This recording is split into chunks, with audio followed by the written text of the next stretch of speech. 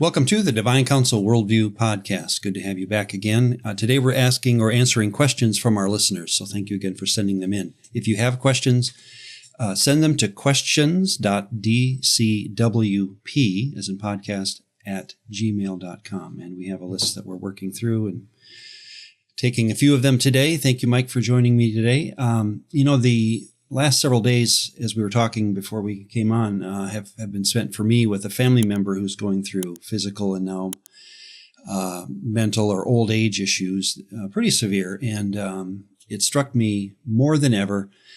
I was driving over there, I think it was a couple nights ago, and where I'm thinking about that phrase, sin and death, that Paul had used numerous times. And boy, that's making more sense than ever. Sin and death. It's not, in our Western tradition, we often separate those two. We have sin as a moral issue that is handled in a certain way, and death is a certain issue, of course, that we all have to face. But putting them together, pairing them together as like a person, capitalizing the sin, capitalizing death, and making it this pair of, or two sides of one, shall we say, enslaving master, has really been hitting home with me, watching the old age of my mother's, who it is, being right in front of me. And the reason I bring this up also is because I've had a lot of conversations with friends, and maybe we've talked about it here too, about the use of AI in theological study. And what happened was I was driving over there, and this just was kind of going through my mind, sin and death. This is that enslaving power that my mother's going through. And I didn't have time, I'm on the road. And so I said to chat, in fact, let me read what I said to it. I asked it a question. Where does the Apostle Paul talk about sin and death together?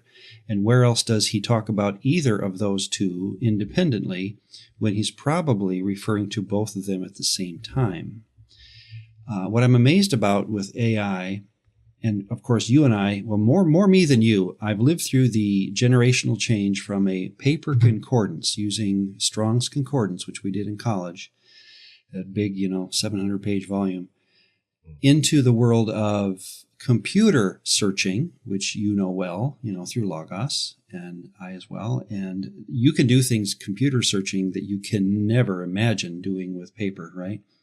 Well, now I think what I'm living into, and you are too, is a world of AI where I'm asking a question that even a concordance couldn't do it. Even an electronic concordance can't answer that kind of question the way I asked it, if you heard how I said it, right? Where does he talk about one when he's probably referring to both? And I'm always amazed by, again, Chat's answers. Here's where that conversation with friends has been fun. Should you trust Chat? Should you even use it? Or, Gemini, whatever, brand you're using. I've got a couple friends who are absolutely opposed to AI. They're old timers. They think it's going to be the end of the world. Kind of like the atom bomb in 1960s when everyone thought that we were going to die by this new technology. And I'm on the side of, hey, let's use it because I use a calculator. So why wouldn't I, not an abacus anymore. So why wouldn't I use AI? So let me just read what it said quickly. Again, what amazes me about AI, it took about 1.5 seconds to think through its answer, right? It says, good question. Paul very often treats sin and death as a paired power, sometimes explicitly, sometimes implicitly, almost like two sides of the same enslaving regime. Isn't that beautifully said? Here's a clean way to see the landscape. And it gave me pages of information, Romans 5:12 through 21, Romans 6:21 to 23. I'm not going to read everything it says for time, but 1 Corinthians 15, Romans 6, Romans 7, Galatians 5, Romans 8, 2 Corinthians 3. These are all conversations it has about these passages where, again, it uses one phrase or one word, sin, but he's probably meaning death as well, or he uses death with sin attached implicitly. And then he gets to the end and he says, and I'm using the word he, I know, for my computer, but pardon me. For Paul, sin is the power that enslaves humanity. Death is the realm in which that slavery is enforced, and resurrection life in Christ is the only true escape from both. I don't know how that strikes you, Mike, but I'm thinking if you were a person, AI, Chat, I'd give you an A. That's beautifully said. I know you're not a person, so I can't even slap you on the back and thank you for it. But it's just a fun exercise, driving in my car, thinking about the pain of sin and death, and then talking to a computer about it and being, may I say, blessed by the computer's answer. And appreciating, as I walked into my mom's apartment then, after seeing these thoughts, it made my time with my mom even more precious because I talked to my computer for a while on the way over there. So I don't know. What do you think? Well, AI, when it comes to AI replacing your concordance and even a lot of the study that we could do. I mean, I could have done all that study on my own, I suppose, with the books I have on my shelf, but boy, was it nice to get it all in one fell swoop. You don't have to agree with AI, right? You don't have to agree with it, but it's certainly nice to get a quick answer that you can think about and then take it from there. So, yeah, I'm generally I'm very pro for using AI, mainly because I think of it not. I'm less and less comfortable with using actually the phrase AI to describe what we see as ChatGPT or the one I use often now is Perplexity, mainly because what they technically are, it's called large language models. I used to be a computer engineer, so I dug down into essentially how does this actually work? And all it really is it's a very advanced version of what we used to call Googling.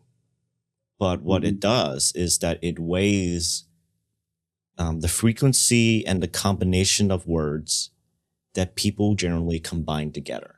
And then over time, it starts building out this kind of like how our brains would create these neural links within our cells for memories and things that we would try to process. It would start doing similar things and weighting words together. So it sees the word Jesus and the word Christ, and it notices, a lot of people seem to put these two words together in all the text that I've been reading.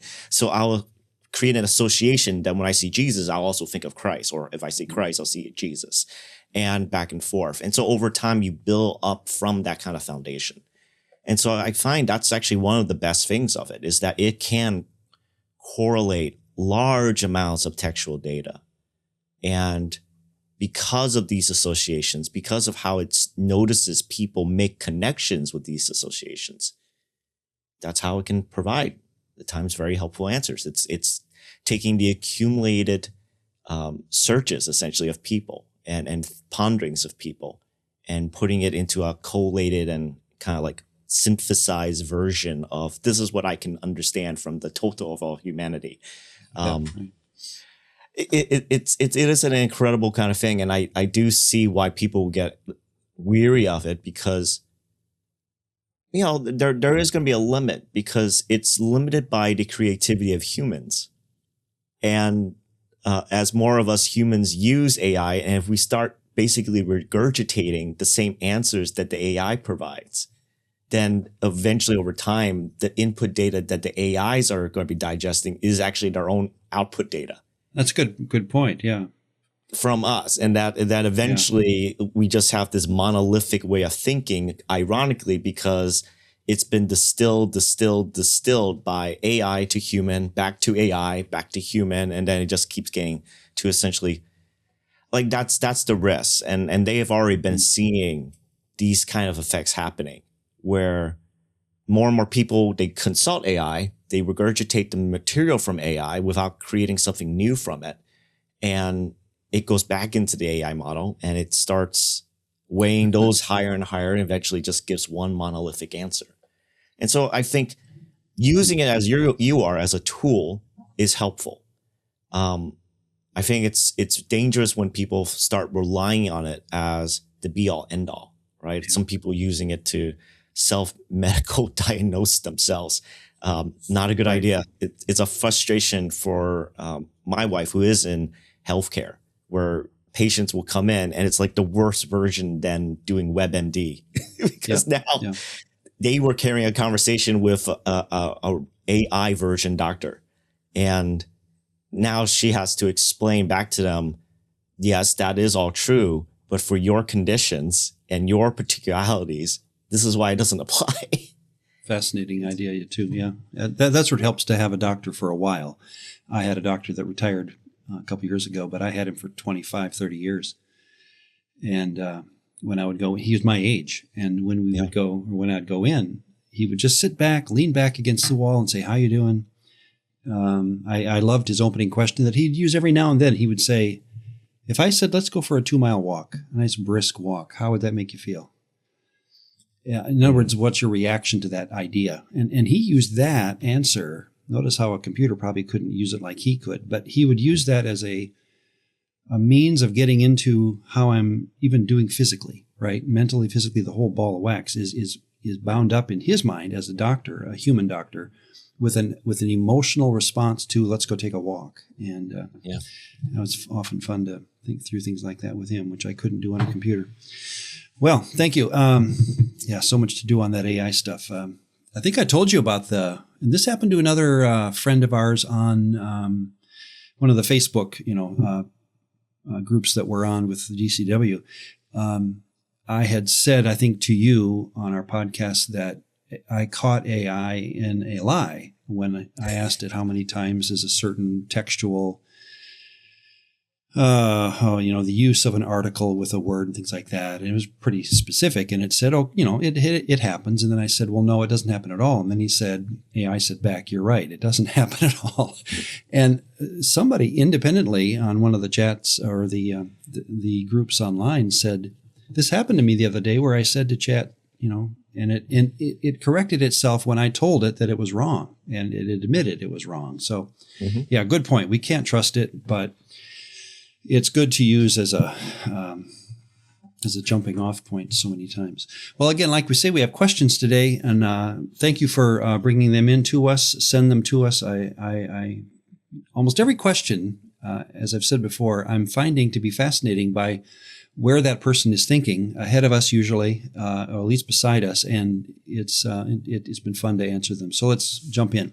The first one is this is how the question reads, Jeremiah 16:16. I have a question about Jeremiah 16:16. In fact, let me read the verse. "Behold, I am sending for many fishers, declares the Lord, and they shall catch them. And afterward I will send for many hunters, and they shall hunt them from every mountain and from every hill and out of the cleft of the rocks."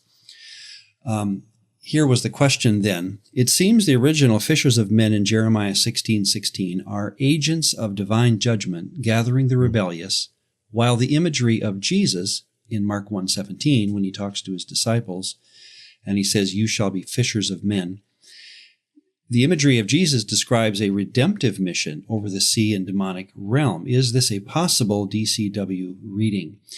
I appreciate that. This is, as I go back and look at it myself, I've been under, and I made a mistake again until this reader, made me go back and look more carefully. I didn't see that reading. So let me say it this way. This is a proper reading of Jeremiah, as the reader caught, as the fishers of men image in the original text is coercive, not invitational. Fishing and hunting refer to capture, forced removal, and no hope of escape from judgment. That's what God is promising to do. He's rounding up his people for exile to Babylon, which is, of course, the larger context of Jeremiah, and it's the specific context of Jeremiah 16, and even the more specific context of that phrase. I am going to be a fisher. I'm going to send out fishers of men, and they're going to find people behind the rocks and clefts and take them off to exile. So that's a good reading, and I want to say thank you for that. By the way, it's probably not a DCW reading. That's just a standard way of understanding the text, which often a DCW reading of something is simply going by what the original text meant. So the other thing I would say then in response to the question, Jesus' use then of the fishers of men phrase must have, I would think, if it has any meaning at all to the original audience of Jesus, it must have evoked a negative memory within his audience, right? The huge crisis moment of the exile in which God himself said, "I'm going to hunt and fish for people to gather them up and take them off to another country," is now, in Jesus' phrase, flipped the other direction. That's a good catch.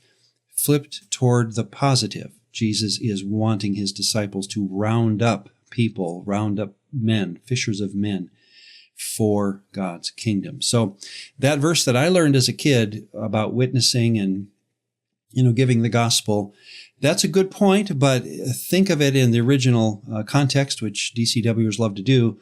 I think there must have been some eye twitching among the audience when Jesus uses that phrase that had such terrible connotations originally, and he's flipping it around to be a phrase now used for establishing the members of his new kingdom. So, good question. Thank you, whoever sent it. I'm not keeping track of the people who sent them usually by name, but again, I hope you see your own question every now and then, because that was a good one. Any thoughts there, Mike?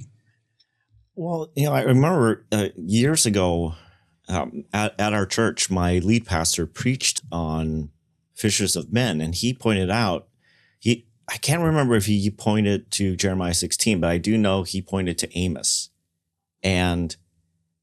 So I'm looking it up. It turns out this idea or this illusion does appear in Jeremiah 16:16, Ezekiel 29, 4-5, Amos 4:2, which was the one that was the verse that my pastor used, and Habakkuk chapter 1, verses 14-17.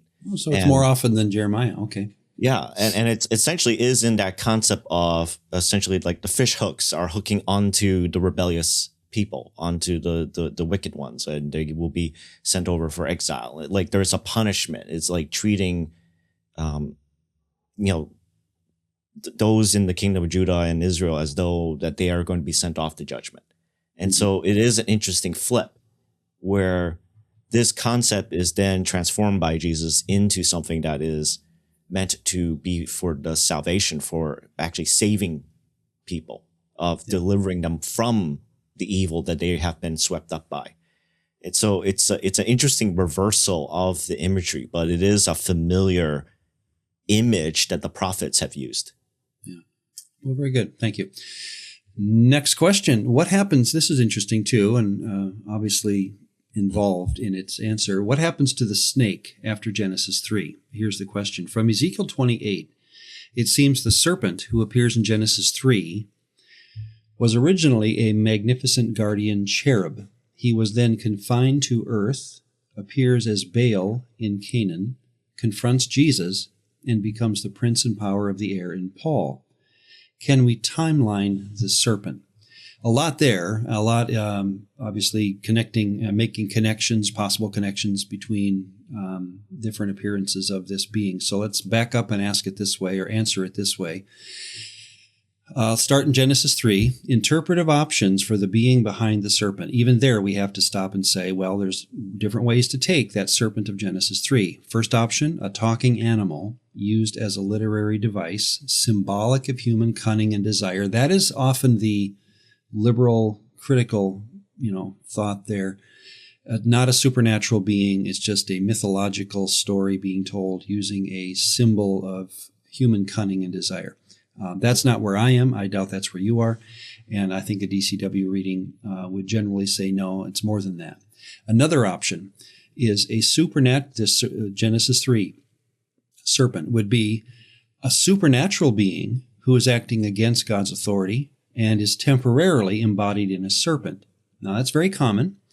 Let's pair it up against, or consider it against, our third option right off the bat, and that would be it's Satan, or the same person who will show up in Job, in the Gospels, and even in Revelation. In other words, the second two options, I think I know more of us as Bible readers, especially in the conservative background that you and I share, and especially of a DCW model, that snake is either, and I would give strength to both of these, Mike. I don't know how you feel, but it could be a supernatural being who's acting against God's authority, unnamed, and he then slides from view after this and never appears again. That's possible. The other option is that this is the being that we eventually call Satan. So those last two are options. Do you have a personal opinion on how those last two options might work out? I do support the second option, primarily because I think one has to take just a step back and think about what is Eden, like what is that garden, like how is it functioning, and how is it later kind of referred to, alluded to, for example, as how Ezekiel would talk about the garden, how it's both a mountain and it's a garden-like place. That it seems to be a location where heaven and earth intersect, where they actually meet. And so the concept of a supernatural being taking on the form, or just being referred to metaphorically as a snake, is plausible in my mind, because I remember Dr. Heiser, he pointed out that it seemed that the woman did not respond with surprise that an animal is talking to her. If it was an animal, it didn't strike her as odd. Versus if this was actually a supernatural being, a divine being, for example, then she and her husband probably had met other divine beings within the garden who were friendly, who were loyal. And so why not talk with this other being who probably seems to be in charge of guarding this tree? At least that's my spin on it. That's how I would actually view what was going on with this snake, that his job or his profession was actually meant to protect that tree, to defend it, not all let to say others that take it. Yeah, all to say we have options. Even already starting in Genesis 3, we've got options, and it's interesting how it moves from there. When you go to Ezekiel 28, let's go there now. The interpretive options for that being in Ezekiel 28, and of course you'll need to read the text to get the whole story. I'm not going to go through it all. But it does have that phrase, you were in Eden, the garden of God, verse 13. So who is that being? Again, there's options. One would be the historical king of Tyre, because it even says in verse 12, you know, O king of Tyre. So one option is that this is the historical king of Tyre who is described using Edenic terms or imagery to heighten his arrogance and downfall. As though, and again, this is the common interpretation of critical or liberal scholarship, is that we're just talking about a human here. There's no reference to a divine being at all. Yes, there's Edenic imagery, but that would be because they all had this imagery available to use as humans to make their self-worth greater.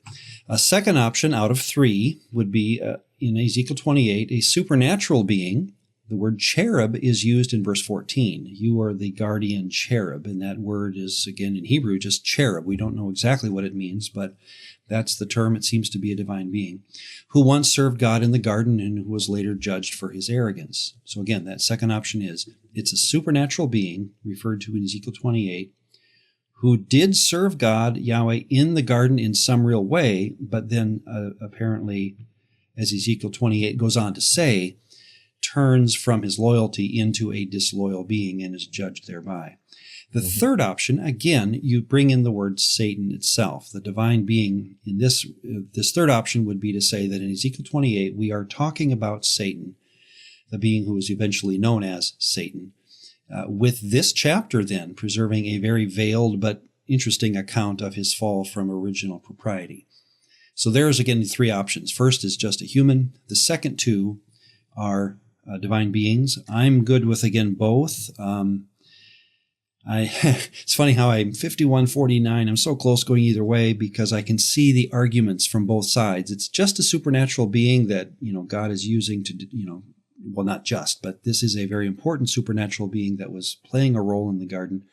Or this is actually the guy that's going to meet Jesus later. I mean, we could say that, but again, there's so little to go on. So what are your thoughts on Ezekiel 28?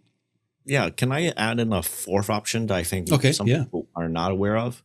Because this is one of the two major references in the Old Testament that people generally go to describe, the fall of Satan, right? Or the fall of this divine being.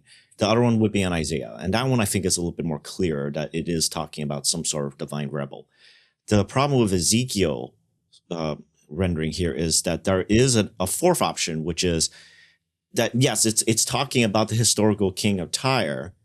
I mean, that's who it's pointed at. That's where this polemic is being argued at, directly about this guy. but using the imagery of not a divine being, but the imagery of Adam. Right. So okay, you were in Eden. Okay, I see. There we go. Now, how does it handle you were the guardian cherub? Well, I guess it depends on how one wants to think of the word cherub, because cherub is generally essentially the throne guardian. And so, so that's where there is some debate about, is it talking about an actual divine being, or is it talking about Adam as in his role of being the guardian, the protector of the Garden of Eden? Got it. And so there is that. And, you know, there's some really good ancient Near Eastern scholars that you and I know and respect very well who go for that option, mainly because they see there seems to be some sort of correspondence with the stones that are mentioned in that chapter to, for example, the tabernacle plate that the high priest would wear. And so almost making like that connection that, well, Adam is ultimately the priest of the Edenic temple, and thus almost like making this kind of comparison versus just being a divine being. I know Dr. Heiser went for the latter two options. And he saw the issue with the stones, and he even brought up that, well, those stones don't do a 1-for-1 correlation with the stones in the plate for the high priest. But these stones do have more associations with temple imagery and for essentially supernatural illuminance, brilliance. These stones shine. And, you know, for ancient folks, when they saw stones that shine like diamonds, they thought the light came from within. And so obviously these are supernatural or divine like stones. And so, you know, there's good arguments back and forth. I think those who have more of this is like a very rough way of saying it, a more conservative, like very conservative type of theology, they would lean towards the more supernatural version, versus those who have been more focused on humanity's role as priests within the garden. They tend to go towards the Adam interpretation, because that kind of fits within that framework of humanity was meant to be the royal priests of the Edenic temple and of essentially creation. It's a good example where we can't use the word conservative or liberal and make a dividing line on how to interpret this. So, hey, thank you very much. Yeah, so, in my mind, they technically are both conservative. If you mean conservative, that I'm going by the text. I'm going by also the background and the culture of what I understand of this time frame. And so So far we've handled Genesis 3 and Ezekiel 28, noting that there may be a relationship between the two. It probably is one, even, you know, realistically, in who or what being was there. We move from that question then to when the reader said, was that being then chained under the earth? That idea comes from, well, let me read it this way: hearing of rebellious spirits being chained under the earth and the like. That kind of phrase comes from mostly texts outside of the Old Testament, 1 Enoch 10, 21, and 54, where the watchers are bound, quote, in the valleys of the earth until the day of judgment. It also is noted in Jubilees 5, where the watchers are bound in the depths of the earth. There's a bit more discussion there about Mastema, one of those demons. And then Isaiah 24 does have a veiled statement about spirits being gathered together as prisoners in a pit, shut up in a prison. It doesn't use the word earth there, but the concept is there too. So there's our third, question from the reader. Is, okay, we had Genesis 3, we got Ezekiel 28. Now we have them chained under the earth. Where is that? For me, it's a possibility, but it's, to me, again, this is me, Mike, it's probably a symbolic term more than an actual. There's a place, somewhere under Antarctica where we've got these spirits chained up. I just lose that sense of reality or physicalness then, and I think, well, chaining spirits, you've got to use, spiritual chains, and physical places without, with a zip code probably wouldn't work. So that's my guess on this, that it's more of a symbolic way of saying judged, something like that, or being impeded in their ability to act out on the earth, something like that.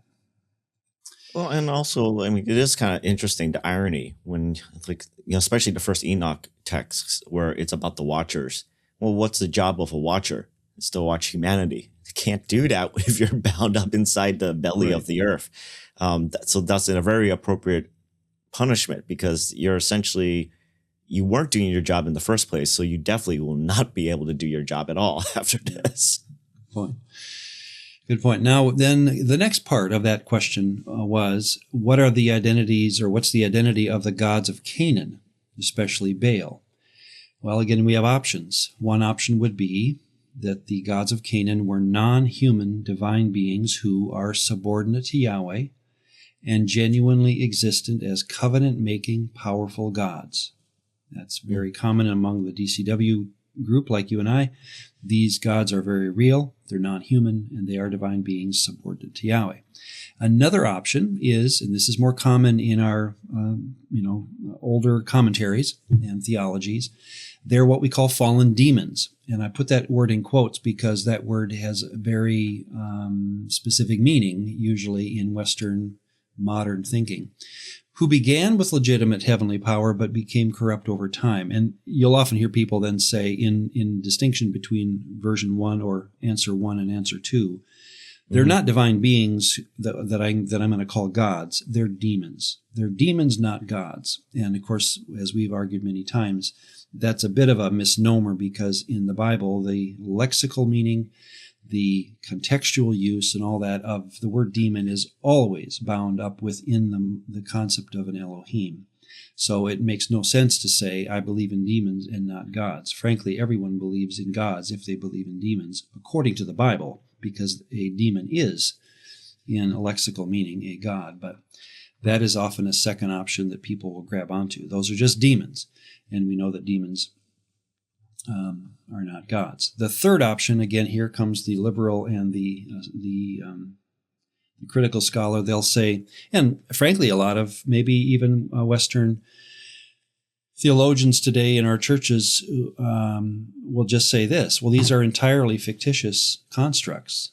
They're created by human societies to explain nature and power, later exposed by Yahweh as being unreal, fictitious, false, to use a NIV term. And so actually this third option is quite common, isn't it, Mike? That the preacher will say that the gods of Canaan were fictitious and that they were made up, and that God says in the second and first commandments, thus, thou shalt have no other false, imaginary Mickey Mouse beings before me. And as the DCW argument would start, even we'd say, no, that third option simply is not the way the text will argue. So of those three options, the gods of Canaan, are they divine beings? Are they demons? Or are they fictional? I would certainly go with number 1, just based on the story of the Bible. I would tend to actually think there's, if I was like LLM, I would probably weight the first one as being more weightier than the other two, but I would blend those three together. When you say LLM? A large language model, the AI stuff that we were talking about earlier. Okay. Right. It's like a computer guy now. Yeah, I sorry. It bleeds out of me sometimes, this computer engineering thing. It's just what I was and what I still do sometimes. But like, I see there is an element of truth that's in each of these. It all depends on how do you bound your argument for each of those, right? Because if I were to say Baal is a divine being, I would say that's true for one. I would see how 2 can work if you're thinking of the word demon essentially as a word for bad guy, anyone who's non-loyal, right? So it all depends also how do you define the word. And number 3, I could see it because I don't think the actual divine being who was behind the entity that we knew as Baal was really actually calling himself or herself Baal. Okay. Right? Like that was the name that the Canaanite societies and other human beings gave to this. Oh, I see what you're doing. Yeah, there. Yeah.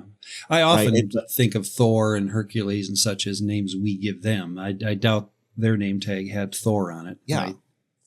And so that's what I mean. It's like, it's such an interesting thing is like, depending on how one wants to kind of limit what you mean by the statement.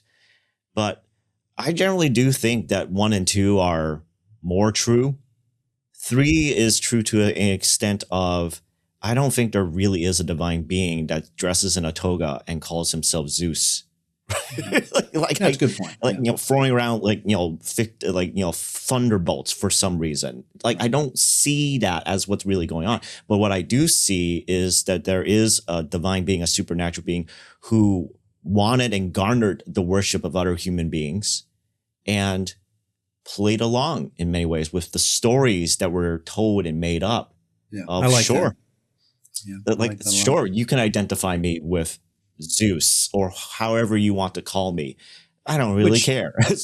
Which is why as you move through the ancient world and you turn a corner around any hill, you're going to get a different god by a different name with a different story behind it. It's not because the gods are that different. It's because human societies are making up stories over their and human societies are sharing these stories, and then with different languages, the names can shift, right? I when I was doing my research a little bit into the book of Jonah for one of our sermon series, I realized, Nineveh was one of the major cities in the Assyrian Empire, and the patron goddess that they worshipped was Ishtar. But when I looked into DDD and basically the trace path of Ishtar is associated with Asherah. Mm-hmm. And Asherah is the associated consort of Baal, a Canaanite god. right? And so over time, these stories do spread and then they take on different names. That's why we know of Zeus as Greek, but the name Jupiter is associated with the same concept of that same god, but with a Roman spin. Yeah. Good point. So my final thought then, here's how I would summarize that question, which again, thank you for it.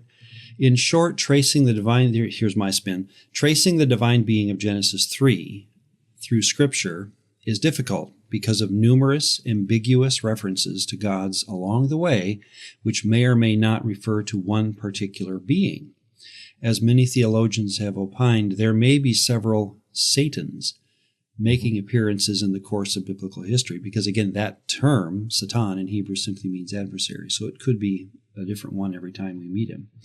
When later scriptures and traditions are used to fill in the picture of Genesis 3's serpent, which we can do, nothing wrong with that, here's all I'm saying. We must remember that we're dealing with a good deal of conjecture. Epistemological humility is the call. We just don't know often because we don't have enough information to go by. So go ahead and make interesting possibilities, and I would even preach the possibilities, but let your audience know that it is a difficult dot to dot. Filling that in dot to dot is difficult, but fun and interesting from our vantage point. Ron, can I share maybe one thought I had about this as we were talking? Mm-hmm. Yeah. Generally, I would think, for example, Genesis 3, that the entity that is there, that rebellious entity, is ultimately named Satan as in Revelation. But I do wonder if that is mainly because John, the writer of Revelation at that later time, is looking back on that story and essentially saying that the rebel that he is seeing in his vision, knowing that it is connected to the Genesis 3, saying, well, your name is Satan. That's how we're just going to associate you now forever. That you are the same being from that time span, but we didn't call you Satan back then. Right. Yeah. Right. And it wasn't that the name Satan was associated with the rebel at the time of Genesis 3. It's just over time. And folks, if you guys want to dig more into it, look up the works of Archie Wright.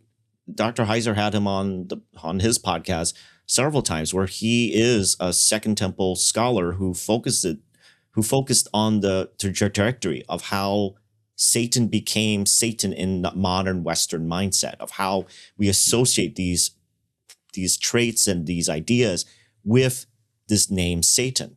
But there was a development over time for how the literature eventually kind of came to that point.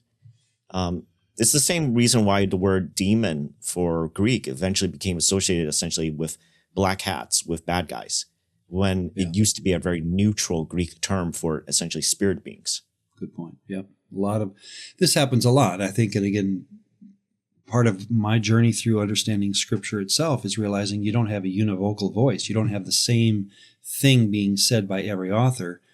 Yes, God is the ultimate author, but God can use various voices to set forth truth over time that not changes. The truth doesn't change, but the understanding of what connects to what, I think, does progress through the biblical text to where, as you say, Revelation can name it Satan or name him Satan, but we don't have to go back looking for that word in an earlier text. So I'm ready for a third question.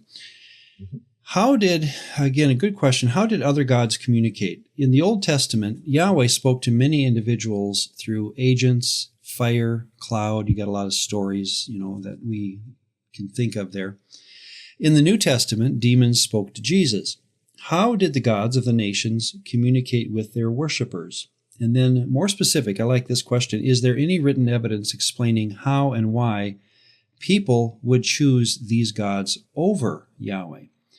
What's behind the question, I think, is, besides, the interesting ideas there, is the idea that if I'm reading, and we often do this, we read the Bible as though everyone know who Yahweh was.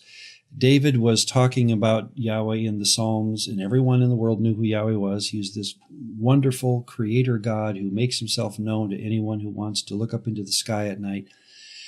What I'm realizing over time, and I'd recommend it to our listeners, is David is speaking in his context in a world in which Yahweh is a minority deity. He is the God of the Judeans. And if I'm in Moab, Ammon, Syria, Egypt, I would hear the name Yahweh even during the age of Psalms and think, who's this deity? I mean, I might have heard of him, but I really don't have any opinions of him that much, because, in other words, we as Bible readers, we take the reputation of our God and we lay it back over the Bible, and we read it with Western eyes then, and we assume everyone knows about God as much as we do. If you read the Bible left to right, you've got to start with the idea that most people who heard the name Yahweh for the first time probably didn't know who he was. And so this is a good question, and let me give you my thoughts, Mike, and get your response. Yahweh appears to have been a rather quiet deity compared to the other gods of the ancient world. That's just an idea that I think is true. I've heard this, and as I look at the Bible from the vantage point of left to right, I do sense that he's less noisy than the gods of Canaan, for example, in just how he deals with humanity. And we have those stories, you get a fire and cloud and things like that, but that's rare. When you really think about the stories of the Bible, rarely does God speak audibly, obviously, and then even more rarely do you sense that people of the outside Israel areas ever knew of Yahweh. The name Yahweh, for example, is absent from the literary traditions of Mesopotamia, Egypt, Ugarit. They don't even talk about him. So that should tell us something, that his reputation was rather quiet. And I think that even suggests he was viewed by non-Israelites as a minor regional god worshipped primarily in Judea. That is, again, the liberal or the critical view of Yahweh in your commentaries, that Yahweh was a desert being picked up by the Israelites as they came out of Egypt into Canaan. They picked up this God named Yahweh, and they then worshipped him, and he becomes the victor in their literature of course, the whole shebang. He is the God that they worship, and thus you get all your glorified psalms and things like that. That is not the way I read the Bible. I read it with the idea that Moses or Abraham, and Melchizedek met on a hillside and realized they both worshiped the Creator God, the sustainer of all reality. They called him by different names back then, but they worshiped the same deity. So anyway, that's going into this question that I think we need to admit that God is quieter in the text than we often assume. Conversely, here's where I think the questioner is going, that at least makes my mind spin in a certain way. The gods of the nations, in contradistinction to Yahweh, seem to be very responsive to their worshipers, often communicating through, what we would call petitionary prayer. And so that miracle providence, the way things work out even in nature.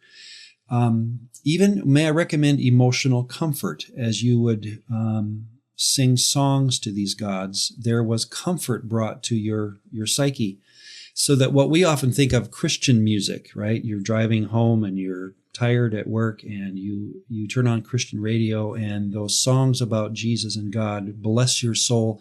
That very concept, I think, has been worldwide since the beginning of time, that when a worshiper of Baal considered Baal's wonderfulness, goodness, right, provision, they probably had emotional peace as well, so that the billboard would talk about on the way home from work in Moab, I don't know what the equivalent of Christian radio would have been back then, but the idea of worshiping Molech isn't it a wonderful thing to your soul? And everyone would agree that there's emotional comfort in there. So there are verses that we could go to for this kind of a thing, like in Exodus 7 and 8, where the magicians of Egypt duplicated the miracles of Moses and Aaron, at least initially. There seems to be this understanding in the text that God did it there, and he did it knowing that the Egyptian sorcerers would be able to duplicate some things, not everything. 1 Kings 18, the story of Baal worshipers and Elijah. When Elijah challenges the Baal worshipers, the priests and prophets of Baal, the only way that story has any footing at all is if Elijah knows that they know that their God can respond with fire. That's why they take the bet. They think it's a good bet that they can bring down fire. They've done it before, in other words. And of course, God silences Baal that day. But that whole story is built on the assumption that these prophets have done this before and that they would be willing to do it again.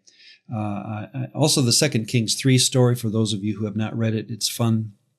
It's at the end of 2 Kings 3, where a king sacrifices his son on the wall. Is that in Moab, I believe? And the text implies very strongly that the battle turned in favor of this pagan king because of his sacrifice of his son to a foreign deity. So those kinds of stories are in your Bible. They seem to at least admit or presume communication of some kind between a worshiper of another god and the God himself. And yet we have the same thing in our stories, that David prays to Yahweh and Yahweh answers his prayer. Those kind of things are there. But let's remember, this is going on in the other nations as well. So any thoughts so far? Well, I was thinking, I think it was there was the second or third part of the question from this listener. That it's presuming a very modern, is there any written evidence explaining how and why people would choose these gods over Yahweh? And I think it's ironic that it's actually a more modern mindset that we think to ourselves, I can choose which God I will worship, right? Because we live in a modern day where we can choose, if we want to deconstruct or deconvert, no longer be Christian, and say, I want to follow Islam, or I want to follow Buddhism, or I want to follow one of the gods of Hindu, or whatever, New Age, Wicca, however you want to describe it. Like we make it out into a personal, private, individualized choice, like who I want to worship. And yet, I think one of the things that blew my mind as I was learning and growing in these ancient Near Eastern studies was that ancient peoples of those days, they didn't feel that they had a choice. They were on the land that they were on because the land, and they worshiped the god of that land because actually the land belonged to that god. Mm-hmm. Right? That you're living on this land. In some sense, right. You are servants, if not slaves, of the particular deity that controls the boundaries of your land. And right. So you better worship this god because you'll be in trouble, because this god is the one that controls this territory. This is part of why I think the Egyptian magicians were surprised by the power of Yahweh, because we're certainly in the boundary lines of what the nation of Egypt is. So why is this outside God, this foreign God, exerting power way more than our gods we've ever witnessed able to do. That's a good point. This There's should a polemic not going be on. possible. Even when Pharaoh says to Moses, "Go out 3 days and don't go very far," why did Moses even want to take his people out of the land? Might have been again to assume, well, we can't serve our God in your land. We need to serve our God in another place outside the territory of Egypt. But there's a lot of that sacred space, cosmic geography going on even in those kind of stories. Which, by the way, and I'm sure you would have gotten to this had I given you the time to get to it, but that's why Rahab's conversion is so amazing. She's sitting in Canaanite territory, and she admits Yahweh is the God of heaven and earth, and wants to, as you call it, deconstruct her worship patterns right there in Canaan, in Jericho, and convert to the worship of Yahweh. And that's why that story is preserved for us, I believe, in such beautiful detail, is you have the first convert, like Lydia was the first convert in Europe, as we often say. Rahab was the first convert in Canaan. And it's a beautiful story of what of the simplicity and yet the difficulty of what Yahweh wants. He wants a person, whether prostitute or anybody, just to look up into heaven and say, "You're the God that made this place, and I want to worship you, regardless of where I live." And beautiful quick story there in Joshua 2 that we live by. Go ahead. If I could make a recommendation for folks, if they want to dig into this, I remember I was reading this while my wife was at a doctor's appointment, just waiting in the car, and my mind was blown by reading The Gods of the Nations by Daniel Block. It's a pivotal study that goes into what ultimately made the difference between Israel versus its other neighbors. And one of the ways he described it was that the typical way of how people related to their gods were, we live on this land, so we will worship this God, because the primary relationship is the God and the land. But with Israel, it became different, where this was the first and only example in Semitic culture that they could find where the God has a direct relationship to the people, not the land. The land is secondary.